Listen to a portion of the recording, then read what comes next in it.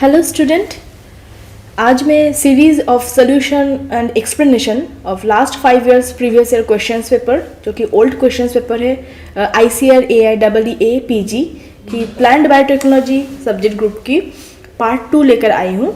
I hope कि last वाला जो सीरीज़ था पार्ट 1 आपको समझ में आया है हर एक क्वेश्चन को, और आप लोग प्रैक्टिस भी किए हो, क्योंकि इसी तरह अगर आप क्वेश्चन प्रैक्टिस करते रहोगे तो आपका एक बेसिक आइडिया आ जाएगा कि इस क्वेश्चन में मतलब ICAR AIEE PG का प्लांट बायोटेक्नोलॉजी क्वेश्चन में किस तरीके की क्वेश्चन पैटर्न कैसे आते हैं, कौन से टॉपिक आपको अच्छे से और भी मेहनत करना पड़ेगा।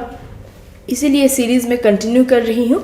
तो आज मैं शुरू करने जा रही हूँ पार्ट 2। आज का फर्स्ट क्वेश्चन है, which of the following plant species has largest genome. मतलब इनमें से ऑप्शन दिया है barley, जियामेज, bread, wheat and rice. नाम तो ये चारों नाम बहुत कॉमन है, सब हम लोग सब किसी को पता होता है, मगर क्वेश्चन पूछा अब ये चारों जो कॉमन क्रॉप्स है इनमें से जीनोम साइज इसमें से किसका सबसे लार्जेस्ट होती है। तो चलिए इसका आंसर देख लेते हैं। आंसर हो जाएगा ब्रेड व्हीट। तो थोड़ा देख लेते हैं क्यों। क्योंकि इस तरीके के क्वेश्चन लास्ट जो 5 इयर्स के क्वेश्चन में एनालाइज करके देखी हूँ कि पर्टिकुलर क्रॉप, क्योंकि जीनोम सीक्वेंसिंग के बाद जीनोम साइज के बेसिस में बहुत सारे टाइम क्वेश्चन आते रहते हैं और रिपीटेडली आते रहते हैं। और ये जो गिनी चुनी जो जितने भी कॉमन क्रॉप से हम लोग पता है, एग्रोनॉमी उसका एग्रोनॉमी प्रैक्टिसेस हमको पता, हम लोगों को पता है, उसी क्रॉप से ही क्वेश्चन पूछा जाता है उसका जीनोम साइज। सो इसके लिए आपको क्या कर सकते हो, मैं यहाँ पर जो 4 ऑप्शन है, क्योंकि कैसे मैं ये बनाई हूँ, देखिए आप एक क्वेश्चन अगर करते हो तो मैं एक क्वेश्चन से 4 ऑप्शन मिलते हैं। मैं चारों ऑप्शन को आपको डिटेल में समझा रही हूँ। इससे क्या हो रहा है, मतलब एक क्वेश्चन करके आपको 4 का आंसर आपको पता चल रहा है। इससे आपको क्या नॉलेज, आपको कैसे पढ़ना है इसके बारे में डिटेल आपको आइडिया आ रहा है। अब देखिए फर्स्ट जो हम लोग आंसर क्या देखा, ब्रेड व्हीट। अब इसका जीनोम साइज ब्रेड व्हीट क्यों ज़्यादा आ रहा है, इसका आंसर देखिए 17 GB है। ब्रेड व्हीट का जो जीनोम साइज है 17 GB, और बाकी बार्ली का कितना है 5.3 GB, जियामेज के 2.4 GB और राइस के 430 MB। अब देखिए एक एक यूनिट MB GB, तो गीगाबाइट होता है, GB मीन्स गीगाबाइट और MB मीन्स मेगाबाइट। और इसके आप इसको एक अच्छे से भी याद कर सकते हो, उसके लिए मैं लिस्ट बाद में प्रिपेयर करके आपको आप लोगों के साथ शेयर करूँगी, मगर फिलहाल आप ये चारों का नाम अच्छे से याद रखें along with the genome sizes. And एक कॉमन वाला फॉर्मूला है जैसे मेगाबाइट।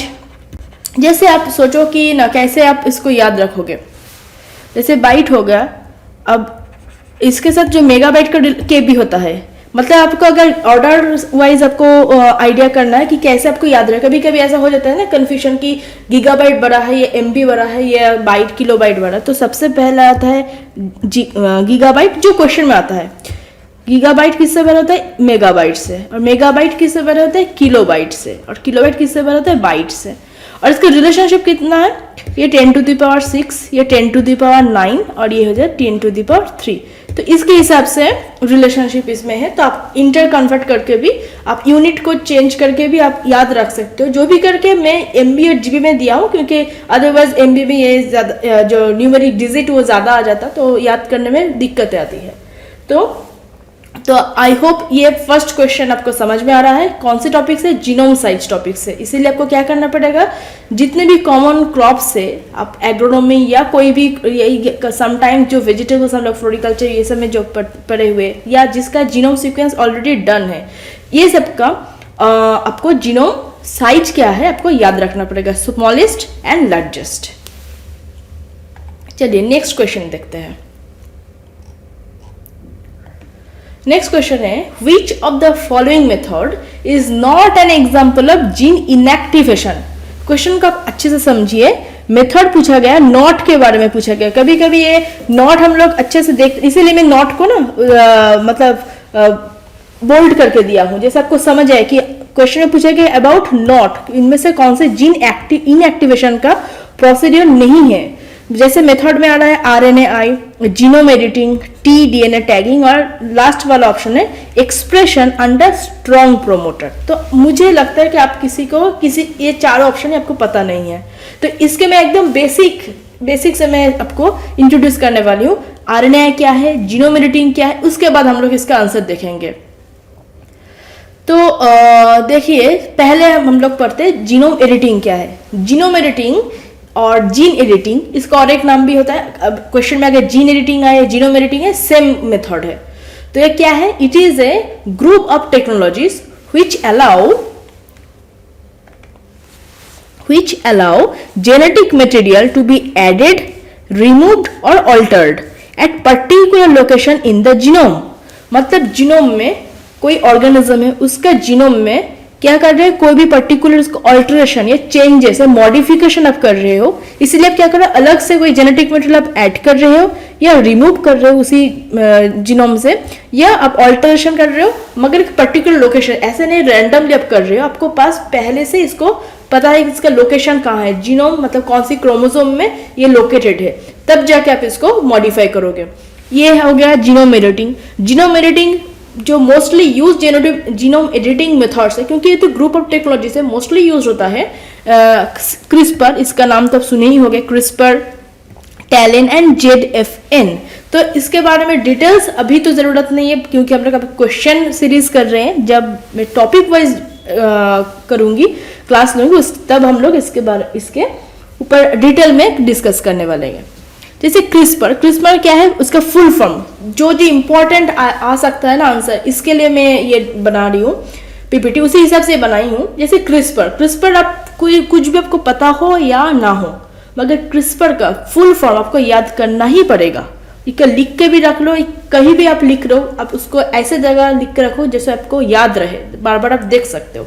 जैसे clustered regularly interspaced short palindromic repeats, ये रहा क्रिस्पर Cas9। इसका पूरा नाम हम लोग कैसे, इस क्रिस्पर को हम लोग कभी क्या बोलते हैं, क्रिस्पर Cas9। तो क्रिस्पर तो आ गया क्या, clustered regularly interspaced short palindromic repeats associated protein Cas9। ये क्या है, क्रिस्पर Cas9 क्या है, ये मतलब इसमें ही 2-3 क्लास लग जाएगा। तो अभी फिलहाल इसका फुल फॉर्म रखो, इसका एब्रिवेटेड फॉर्म आपको याद रखना पड़ेगा। नेक्स्ट है टैलेन, सेम, ये भी most commonly used genome editing method है। टैलेन का फुल फॉर्म क्या है, transcription activator effector nucleus, transcription activator like effector nucleases. Next है ZFN, जिंक फिंगर न्यूक्लियसेस। शायद इसका नाम सबसे छोटा भी है, आपको याद भी रहेगा, ZFN, zinc finger nucleases. Concept इसका बहुत इंपॉर्टेंट रखना होगा आपको याद करने के लिए, बट फिलहाल आप इसका फुल फॉर्म आप पहले याद कर लो।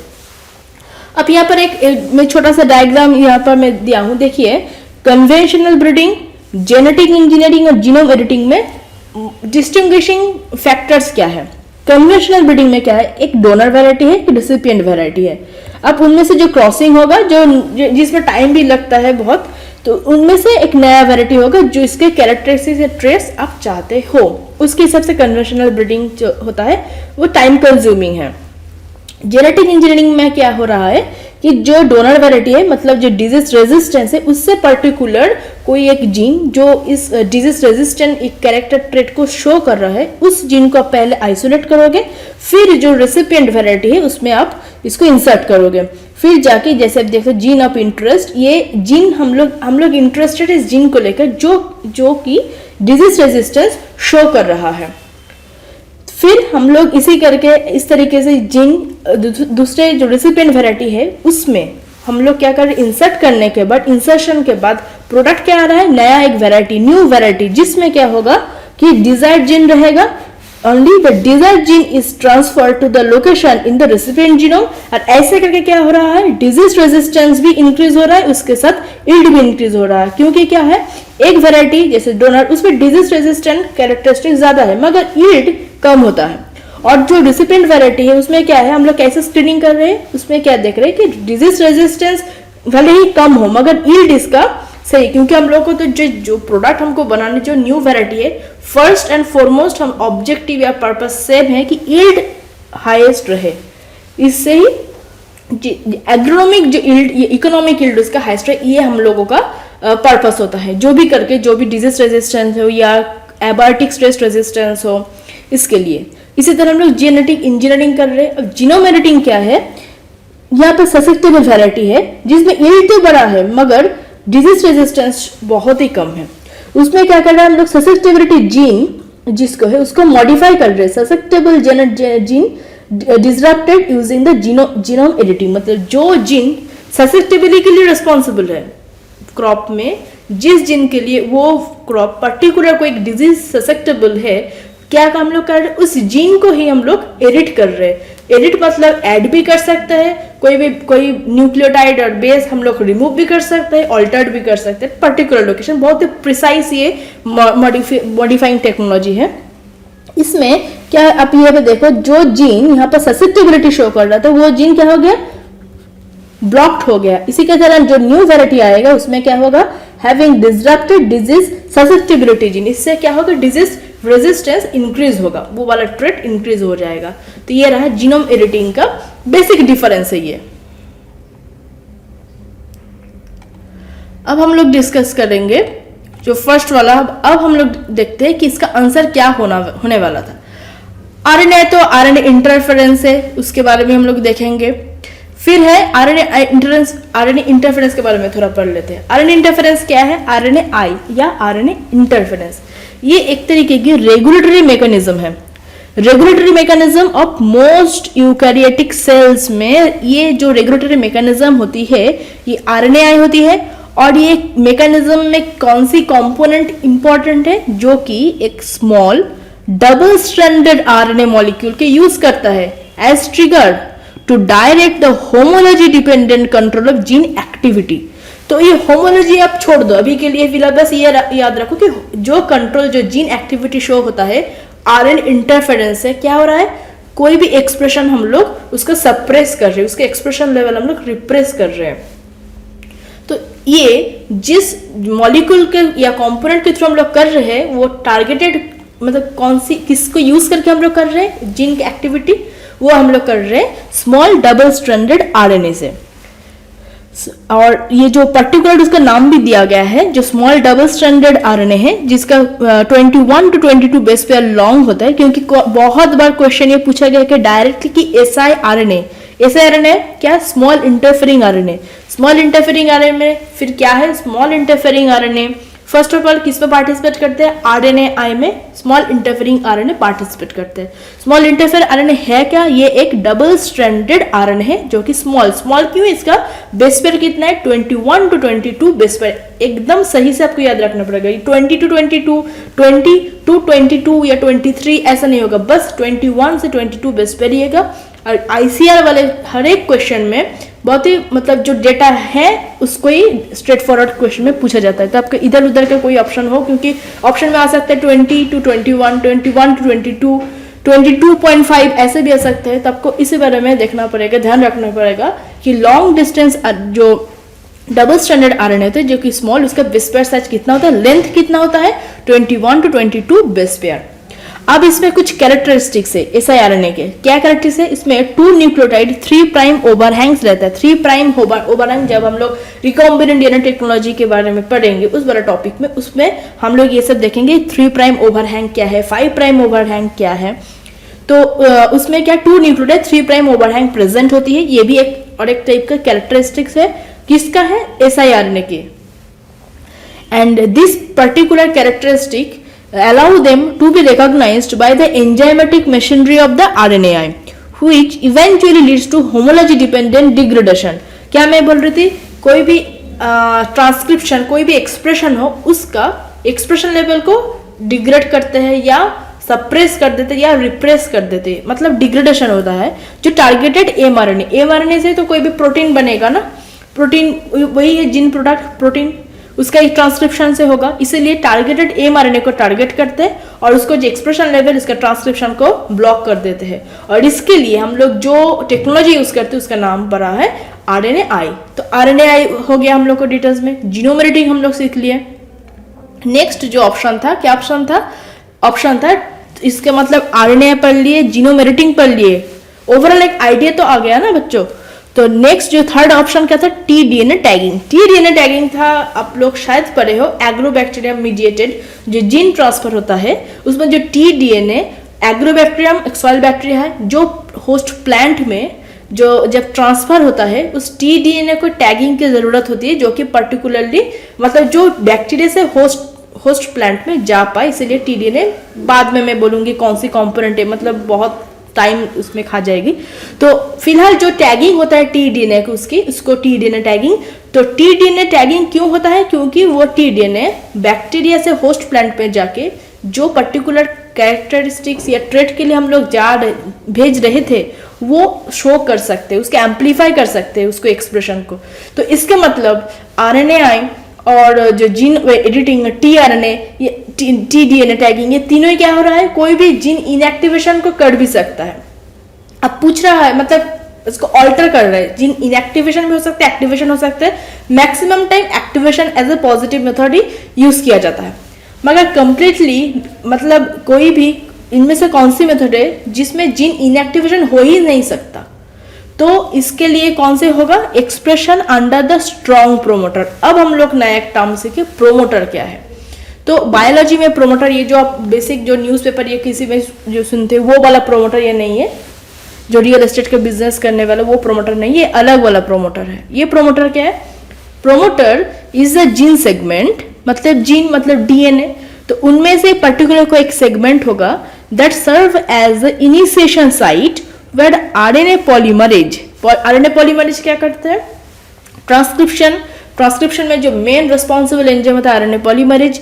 आरएनए पॉलीमरेज के लिए जो इनिशिएशन साइट, जो जहां से ट्रांसक्रिप्शन स्टार्ट होगी, उसका जो इनिशिएशन साइट वो कौन प्रोवाइड करते हैं, प्रोमोटर। क्योंकि आरएनए पॉलीमरेज एक क्या है, आरएनए पॉलीमरेज एक प्रोटीन है, और जो जीन सेगमेंट मतलब एक डीएनए के पोर्शन है प्रोमोटर। क्या होता है, बाइंडिंग होता है, प्रोटीन और डीएनए में बाइंडिंग होता है, binds to and initiate the transcription of certain genes. समझ है, आरएनए डीएनए बाइंडिंग यहाँ पर हो, जैसे पिक्चर पे देख सकते हो डायग्राम में, ये रहा जीन, ओके। ये जो आप देख रहे हो ये वाला पोर्शन, ये रहा प्रोमोटर। इस प्रोमोटर से क्या कौन सी कंपोनेंट बाइंड करेगा, आरएनए पॉलीमरेज। आरएनए पॉलीमरेज क्या है, RNA polymerase binds to the promoter and initiates the gene transcription leading to the production of the mRNA. RNA polymerase एक प्रोटीन है, डीएनए प्रोटीन बाइंडिंग हो रही है। The promoter regulates where, when and what level of gene is expressed। इसके ऊपर ही है ना operon model, तो वो सब बाद में हम लोग देखेंगे। तो एक्सप्रेशन लेवल के, तो promoter it is the regulatory point जहां से जीन व्हाट लेवल मतलब अब कब होगा, ट्रांसक्रिप्शन लेवल कब हो रहा है, when and where and what level of gene expression is going on, ये रेगुलेट करेगा प्रोमोटर। अब ये जो ओपन रीडिंग फ्रेम है, मतलब जहां से हम लोग का जो टारगेटेड जीन वो प्रेजेंट है, वो उस कोडिंग के कारण कोडोन से ही फिर एमआरएनए ट्रांसक्रिप्शन वो सब होगा। मगर उसके पहले अब देखिए ओपन रीडिंग फ्रेम, उसमें एक है एटीजी और एक है स्टॉप कोडन। यहाँ पर लिखा है site for the initiation transcription by the RNA polymerase, ATG.